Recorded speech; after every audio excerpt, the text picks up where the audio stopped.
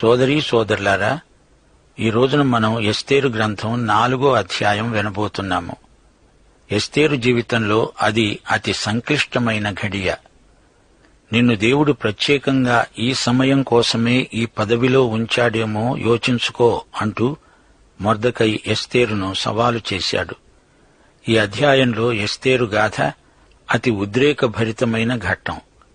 యూదులను హతం చేయవలసిందనే రాజాజ్ఞ తాకీదు రాజ్యం నలుమూలలకు బట్వాడా చేయబడుతోంది. ఇశ్రాయేలు జాతికి ఆ క్షణాలు ప్రమాదభరితమైనవి. అట్టి పరిస్థితిలో మొర్దెకై తన హృదయ భారాన్ని ఏ విధంగా వ్యక్తం చేశాడంటే, జరిగినదంతా తెలియగానే మొర్దెకై తన బట్టలు చింపుకొని గోనెపట్టలు వేసుకొని బూడిద పోసుకొని పట్టణము మధ్యకు బయలు వెళ్లి మహాశోకముతో రోదనము చేసి రాజు గుమ్మము ఎదుటికి వచ్చాడు. గోనె కట్టుకున్నవాడు రాజు గుమ్మమున ప్రవేశింపకూడదు అన్న ఆజ్ఞ కలదు. రాజు యొక్క ఆజ్ఞా శాసనము ఏ సంస్థానానికి వచ్చిందో అక్కడి యూదులు ఉపవాసముండి మహాదుఃఖముతో ఏడ్పులో రోదనములో మునిగిన వారయ్యారు. అనేకులు గోనెను బూడిదను వేసుకుని పడి ఉన్నారు.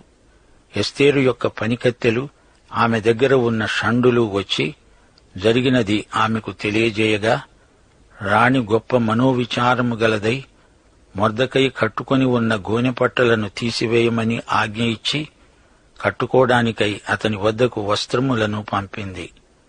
గాని అతడు వాటిని తీసుకొనలేదు. అప్పుడు ఎస్తేరు తనను కనిపెట్టి ఉండడానికి రాజు నియమించిన షండులలో హతాకు అనే ఒకణ్ణి పిలిచి ఆజ్ఞ ఇచ్చింది. అది ఏమైనది, ఎందుకైనది తెలుసుకోవడానికి మొర్దెకై వద్దకు వెళ్ళు. హతాకు రాజగుమ్మము ఎదుట ఉన్న పట్టణపు వీధిలో ఉండే మొర్దెకై వద్దకు పోగా, మొర్దెకై తనకు సంభవించినదంతా యూదులను నాశనము చేయడానికి గాను హామాను వారిని బట్టి రాజు ఖజానాకు తూచి ఇస్తానని చెప్పిన సొమ్ము మొత్తము ఇంత అని అతనికి తెలిపాడు. అన్నాడు, ఇదిగో ఆజ్ఞ ప్రతి తీసుకువెళ్లి ఆమెకు చూపు. వారిని సంహరించడానికి షూషనులో ఇవ్వబడిన ప్రతి. ఆమె తన జనుల విషయమై రాజును వేడుకొని అతని సముఖమందు విన్నపము చేయడానికి అతని యొద్దకు పోవాలని చెప్పు. హతాకు వచ్చి మొర్దెకై మాటలు ఎస్తేరుకు తెలియచేశాడు. ప్రియశ్రోతలు వింటున్నారా? గోనెపట్ట ధరించిన వాడై బూడిద నెత్తిన పోసుకొన్న మొర్దెకైని ఒక్కసారి చూడండి. మొర్దెకైకి రాజశాసనం తెలిసిపోయింది. అది మార్చటానికి వీలులేని శాసనం. అప్పటికే రాజ్యమంతటా 1,50,00,000 మంది యూదులు ఉండవచ్చునని అంచనా వేయబడింది. అంతమందిని ఈ విధంగా ఊసకోత కోయడం మహాదారుణం. అంత కఠిన శిక్షకు తగిన నేరము వారేమీ చేసి ఉండలేదే. మొర్దెకై అనే ఒక చిన్న ఉద్యోగి హామానుకు తలవంచలేదనే కారణాన ఈ విధంగా ఆ జాతినంతా నిర్మూలం చేయటమా? ఇది కేవలం సైతానీయ ప్రవృత్తి తప్ప మరేమీ కాదు. అది సరే, గోనెపట్ట కట్టుకోవడం, బూడిద పోసుకోవడం, అంతేకాని ప్రార్థన చేయండని ఒక్క మాట కూడా చెప్పబడలేదే. ఇదెక్కడి విడ్డూరం? అవును, వారు దేవుని చిత్తానికి వెలుపల ఉన్నారు. అందుకే ప్రార్థన అనే మాట ఈ సందర్భంలో వినపడదు.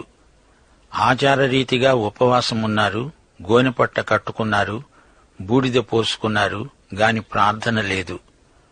మాదీయ పారసీక రాజుల శాసనం తిరుగులేనిది. ఈ సంగతి కూడా వీరెరుగుదురు. యూదులంతా గోనెపట్ట ధరించిన వారై బూడిద పోసుకున్నారు. ఈ రోజున సంఘాలలో పలువురిలో పాపాన్ని గురించిన ఒప్పుదల కలగటం లేదు. క్రైస్తవులలో కూడా పాపమును గురించి, నీతిని, తీర్పును గురించి ఒప్పుదల రాకపోవడానికి కారణం ప్రజలలో పరిశుద్ధాత్మ కార్యం జరగడానికి ఆటంకాలెన్నో ఉన్నాయి. వాటిని ప్రజలు తొలగించుకునే ప్రయత్నం చెయ్యరు. రాను రాను ప్రజల హృదయాలు గట్టిపడుతున్నాయి. పూర్వంలాగా తమ పాపాలను గురించి ప్రజలు దుఃఖపడటం లేదు. ప్రభువు కొండమీది ప్రసంగంలో అన్నాడు, దుఃఖపడేవారు ధన్యులు, వారు ఓదార్పు నొందుతారు. పాపాన్ని గురించి పశ్చాత్తప్తులవడం నేటి నాగరికులకు తెలియకుండా పోతున్నది. రాజశాసనంలోని తీవ్రత నెరిగినవాడై మొర్దెకై గోనెపట్ట ధరించి ప్రలాపిస్తున్నాడు, బిగ్గరగా ఏడుస్తున్నాడు. రాణి ఎస్తేరు రాజభవనంలో క్షేమంగానే ఉన్నాను అనుకుంది. తనను పెంచిన తండ్రిలాంటివాడు ఈ విధంగా ప్రవర్తించడం చూచి ఎస్తేరు బాధపడింది. ఎందుకు మొర్దెకై ఈ విధంగా ప్రవర్తిస్తున్నాడు ఆమెకు అర్థం కావటం లేదు. నూతన వస్త్రాలు పంపించింది. వాటిని కట్టుకో అన్నది. నూతన వస్త్రాలు ధరించినంత మాత్రాన రాజశాసనం తప్పుతుందా? వస్త్రాలు కాదు, అసలు ప్రభుత్వమే మారాలి. రాజశాసనం మారాలి. యూద జాతి నాశనం కాకూడదు. యూదులకు ప్రాణరక్షణ కావాలి. ఈ విషయంలో మొర్దెకై తన భారాన్ని వెలిబుచ్చుతున్నాడు. మొర్దెకై ఏడుపు రాజాంతఃపురం వరకు వినబడుతోంది. మొర్దెకై తన జాతిని గురించి అంగలారుస్తున్నాడు. తనకు నూతన వస్త్రాలంకరణ అక్కరలేదు, వాటిని తిరస్కరించాడు. మతపు తొడుగుల వల్ల పాపి మనస్సాక్షి తృప్తి చెందదు. పాపము వల్ల వచ్చే జీతం మరణం అనే శాసనాన్ని మతాచారాలు మార్చలేవు. అదే సత్యం ఈ సందర్భంలో మా శ్రోతలు గుర్తించాలి. పాపాన్ని కప్పిపుచ్చుకోవడానికి మతాచారాలు అనే కృత్రిమ వస్త్రాలను కప్పుకొని ప్రయోజనం లేదు. సంస్కరణల ద్వారా పాప సమస్య తీరదు. నూతన జన్మ కావాలి, నూతన వస్త్రాలు కాదు. నీవు తిరిగి జన్మించాలి అని 2 సార్లు నికోదేముకు యేసు ప్రభువు ఖండితంగా చెప్పాడు. యోహాను సువార్త 3వ అధ్యాయం 7వ వచనం, నీవు కొత్తగా జన్మించాలి. నీలో పాత స్వభావం, పాప స్వభావం ఉన్నది. ఈ పాత స్వభావంతో పరలోకానికి వెళ్లడం జరగదు. పాపి క్రీస్తు దగ్గరికి రావాలి. యేసు శిలువ మీద ఏమి చేశాడో ఆ బలియాగాన్ని అంగీకరించాలి. నీకోసమై చనిపోయిన యేసును నమ్మడం ద్వారా నీకు పరలోక ప్రవేశం. విద్య అనే నూతన వస్త్రాలు కూడా నీ పాపాన్ని తొలగించలేవు. విద్య ద్వారా పాపాన్ని తొలగించుకోవడం ఎవరికీ సాధ్యం కాదు. చదువుకున్న పాపులు మన మధ్య ఎందరో ఉన్నారు. పాపికి కావలసింది నూతన వస్త్రాలంకారం కాదు, నీతి వస్త్రం కావాలి. నీతి వస్త్రధారణ లేనిది దేవుణ్ణి సమీపించటం సాధ్యం కాదు. స్వనీతి క్రియలు మురికి బట్టలతో సమానం. కొత్త బట్టలను మొర్దెకై తిప్పి పంపినప్పుడు ఎస్తేరుకు పరిస్థితి అర్థమైపోయింది. తన తండ్రి ఏదో గొప్ప భారంతో మదనపడిపోతున్నాడు. ఇది మామూలు విషయం కాదు. అసలు సమస్య ఏదో తెలుసుకోగోరింది ఎస్తేరు. ఎస్తేరు రాణి. ఆమె స్వయంగా మొర్దెకై దగ్గరికి వెళ్లకూడదు. అందుకే తన పని మనిషిని పంపించింది. మొర్దెకై ఆమె కబురు పంపించాడు, చూడమ్మా, మన ప్రజలు గొప్ప విపత్తులో ఉన్నారు. రాజశాసనం ప్రకారం యూదులందరూ హతమైపోతారు. నీవు నేను వారితో పాటు నాశనమైపోయే పరిస్థితి ఏర్పడింది. ఇదిగో రాజాజ్ఞ ప్రతి, చదువుకో, నీకే అర్థమవుతుంది. శ్రోతలు, దేవుని వాక్యం స్వయంగా చదివి చూడండి. మనిషి ఎంత ఘోర పాపో ఇట్టే తెలిసిపోతుంది. హతాకు వచ్చి ఎస్తేరుకు సమాచారమంతా వివరించాడు. అంతటా ఎస్తేరు మొర్దెకైకి చెప్పమని హతాకునకు సెలవిచ్చినది ఏమనగా, పిలువబడకుండా పురుషుడే కాని స్త్రీయే కాని రాజు యొక్క అంతర్గృహమున ప్రవేశించిన ఎడల బ్రతుకున్నట్లుగా రాజు తన బంగారపు దండమును ఎవరి తట్టు చాపుతాడో వాడు తప్ప ప్రతివాడు సంహరించబడతాడు అన్న కఠినమైన ఆజ్ఞ కలదని రాజసేవకులకందరికీ అతని సంస్థానములలో ఉన్న జనులకందరికీ తెలిసే ఉన్నది. నేటికి 30 దినముల నుండి రాజునొద్దకు ప్రవేశించడానికి నేను పిలువబడలేదు. వారు ఎస్తేరు మాటలు మొర్దెకైకి తెలుపగా మొర్దెకై ఎస్తేరుతో అన్నాడు, రాజనగరంలో ఉన్నంత మాత్రాన యూదులందరికంటే తప్పించుకుంటానని నీ మనసులో తలంచుకోవద్దు. నీవు ఈ సమయమందు ఏమీ మాట్లాడక మౌనముగా ఉన్న ఎడల యూదులకు సహాయము విడుదల మరొక దిక్కు నుండి వస్తాయి. గాని నీవు నీ తండ్రి ఇంటివారు నశిస్తారు. నీవు ఈ సమయాన్ని బట్టే రాజ్యానికి వచ్చావేమో ఆలోచించుకోవలసిందని ఎస్తేరుకు చెప్పు. అప్పుడు ఎస్తేరు మొర్దెకైతో అన్నది, నీవు పోయి షూషనులో కనబడిన యూదులనందరినీ సమాజ మందిరానికి సమకూర్చి నా నిమిత్తము ఉపవాసముండి 3 దినాలు అన్నపానములు మానేయండి. నేను నా పనికత్తెలు కూడా ఉపవాసముంటాము. ప్రవేశించడం న్యాయ వ్యతిరిక్తముగా ఉన్నప్పటికీ నేను రాజునొద్దకు ప్రవేశిస్తాను. నేను నశిస్తే నశిస్తాను. అలాగే మొర్దెకై బయలుదేరి ఎస్తేరు తనకు ఆజ్ఞాపించినంతటి ప్రకారం జరిగించాడు. ఎస్తేరుకు మొదట్లో భయమేసింది. రాజుగారి అనుమతి లేకుండా ఆయన దగ్గరికి వెడితే తనకు కూడా వష్టికి పట్టిన గతే పడుతుందేమో. రాజుగారి దగ్గరికి ఆయన పిలువకుండా ఎలా వెళ్లేది? రాజుగారి దగ్గరికి తాను వెళ్లి 30 రోజులైంది. రాజుగారు రాజదండం సాచాడా సరి, లేకపోతే శిరచ్ఛేదమే. అయితే ప్రస్తుత రాజశాసనం ప్రకారం యూదులందరూ హతమవుతారు. తాను యూదురాలే గనుక తాను ఎలాగూ హతమైపోవటం ఖాయం. ఈ విషయాలన్నీ ఎస్తేరు దీర్ఘంగా ఆలోచించి ఒక నిర్ణయానికి వచ్చింది. మొర్దెకై హెచ్చరిక చేస్తున్నాడు. నీవు రాణివాసంలో ఉన్నంత మాత్రాన నీకు క్షేమం ఉంటుందని భావించవద్దు. నీవు యూదురాలివని బయలుపడకపోదు. ఈ రాజాజ్ఞ నీ మీద వేటు వేస్తుంది, జాగ్రత్త. ఎస్తేరు, నీవు ఏమీ చెయ్యకుండా మౌనంగా ఉండిపోతే మరో దిక్కు నుండి దేవుని ప్రజలకు సాయం రాకపోదు.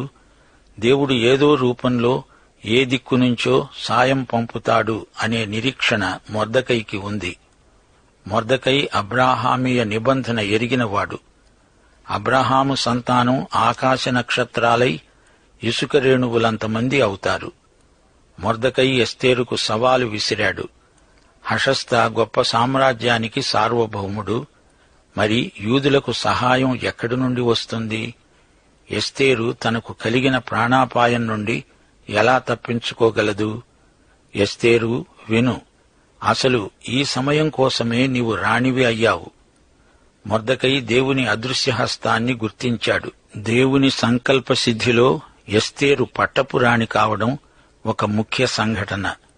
సోదరీ సోదరులారా, అన్యజాతుల చరిత్రలో కూడా దేవుని అదృశ్యహస్తం ఉంది. చూడండి, ఈ గ్రంథంలోని సంఘటనలు ప్రమాదవశాత్తు జరిగినవి కావు. ప్రతి సంఘటన వెనుక దేవుని హస్తమున్నది. దేవుని భవిష్య జ్ఞానము చొప్పున ఇదంతా జరిగిందని మనము గ్రహించాలి. దేవుని యందు విశ్వసించాలి, నిరీక్షించాలి.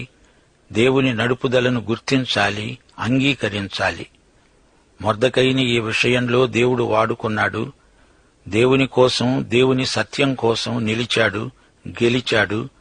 తన ప్రాణాలకు కూడా తెగించాడు. ఎస్తేరు రాణి. ఆమె ఎంతో హుందాగా ప్రవర్తించింది. పట్టణంలోని యూదులందరినీ సమావేశపరిచి దీక్షను ప్రకటించండి అని ఆజ్ఞాపించింది. ఉపవాస దినం ప్రకటించండి అని ఆజ్ఞాపించింది. ఆమె రాజు దగ్గరికి వెళ్లడానికే నిర్ణయించుకున్నది. సరే, ఇప్పుడు మనలను ఒక ప్రశ్న ఎదుర్కొంటున్నది. ఎస్తేరు ప్రార్థించిందా? ప్రార్థించినట్లు ఈ గ్రంథంలో చెప్పబడి ఉండలేదే. ఎందుకామె ప్రార్థించలేదు? ఎందుకంటే ఆమె దేవుని సంకల్ప పరిధికి బయట ఉంది. యూదులందరూ దేవుని చిత్తాన్ని నిరోధించబట్టే పరాయి దేశంలో ఉద్యోగాలు చేస్తూ ఉండిపోయారు. ప్రార్థించాలనే ఆలోచనే వారికి కలగలేదు. యోనా గాథ మనందరికీ చిరపరిచితమే. అతడు దేవుని చిత్తము నుండి పారిపోయాడు. అతడు ప్రార్థన చేసి బయలుదేరాడా? లేదు. అతడలాగా పారిపోవడం దేవుని చిత్తం కాదు. యోనా దేవుని చిత్తానికి వెలుపల ఉన్నాడు. అందుకే నీనెవెకు వెళ్లడానికి బదులు తర్షీషుకు వెళ్లే ఓడ ఎక్కాడు. దేవుని చిత్తానికి బయట ఉన్న విశ్వాసులు ప్రార్థన చెయ్యలేరు. అయితే కొందరు యూదులు ప్రార్థన చేసి ఉండవచ్చు, కాని అది పేర్కొనబడి ఉండలేదు. ఎట్టకేలకు ఎస్తేరు సాహసం చేసి రాజు సన్నిధిలోకి వెళ్ళింది. ఇది గొప్ప సాహసం. సోదరీ సోదరులారా, ఎస్తేరు కంటే శ్రేష్ఠుడు యేసు ప్రభు. ఆయన మీద లక్ష్యముంచండి. ఆయన పరలోకము నుండి దిగివచ్చాడు, మానవ శరీరం ధరించాడు. ఆయనే యేసుక్రీస్తు. యేసు నేను నశిస్తే నశిస్తాను అనలేదుగాని మత్తయి 20వ అధ్యాయం 28వ వచనం ప్రకారం మనుష్య కుమారుడు పరిచారము చేయించుకోవడానికి రాలేదుగాని పరిచారము చేయడానికి, అనేకులకు ప్రతిగా విమోచన క్రయధనముగా తన ప్రాణం ఇవ్వడానికి వచ్చాడు. దేవునికి స్తోత్రం. ప్రియ శ్రోతలారా, ఈ పాఠం ముగింపులో మీకు యేసుక్రీస్తును గురించి, ఆయనకు మనకు మధ్య ప్రవర్తిల్లే సంబంధాన్ని గురించి కొన్ని మాటలు చెప్పగోరుతాము. విశ్వసించే మనకు యేసు అమూల్యమైనవాడు. మనము చీకటిలో నుండి వెలుగులోనికి మనలను పిలిచిన వాని గుణాతిశయములను ప్రచురము చేసే నిమిత్తము ఏర్పరచబడిన వారము. మనం ఎవరివి? ఏర్పరచబడిన వారము. రాజులైన యాజక సమూహము, పరిశుద్ధ జనము, దేవుని సొత్తైన ప్రజలము. మనం ఈ లోకంలో ప్రవాసులం, యాత్రికులం. మంచి ప్రవర్తన కలిగి ఈ లోకంలో మనం జీవించాలి. యేసు నీ ప్రభువు. నీవు ఆయనను పూర్తిగా అన్ని విషయాలలోనూ నమ్మాలి. ఈ లోకంలో మనం క్రీస్తుకు చెందిన వారము. యేసుక్రీస్తు మరణాన్ని జయించినవాడు. క్రీస్తును బట్టి మనకు ఈ కొత్త గుర్తింపు వచ్చింది. యేసు నీ ప్రభు అయితే లోకంలో నీకు ఉన్న ఈ కొత్త గుర్తింపు విస్పష్టంగా కానవస్తుంది. నీవు ఎవరికి చెంది ఉన్నావో దాన్ని బట్టి నీకు నిశ్చయత, ధైర్యము కలుగుతాయి. ఇకపోతే లోకంలో మనం జీవిస్తుండగా యేసుక్రీస్తుకు జతపని వారమవుతున్నాము. యేసు, నీవు కలిసి జీవించే జీవితమిది. చేసే ప్రతి పనిలో యేసుతో భాగస్వామ్యం మనకుంది. మన ఉనికి, మనికి యేసుతోడి జీవితం మనలో ఒక కొత్త దృక్పథాన్ని కల్పిస్తాయి. క్రీస్తుతో బ్రతకడం, క్రీస్తుతో చనిపోవడం, ఇది ఎంతో అర్థవంతమైన భాగస్వామ్యం. ఎస్తేరు గ్రంథంలోని దేవుని అదృశ్య హస్తం ఈ రోజున కూడా ఎందరినో పట్టుకొని నడిపిస్తున్నది. యేసుని ప్రభువు. ఆయనకు నీవు చెంది ఉన్నావు. ఆయనకు నీవు జతపనివాడవు. దైవాశీస్సులు. ఆమేన్.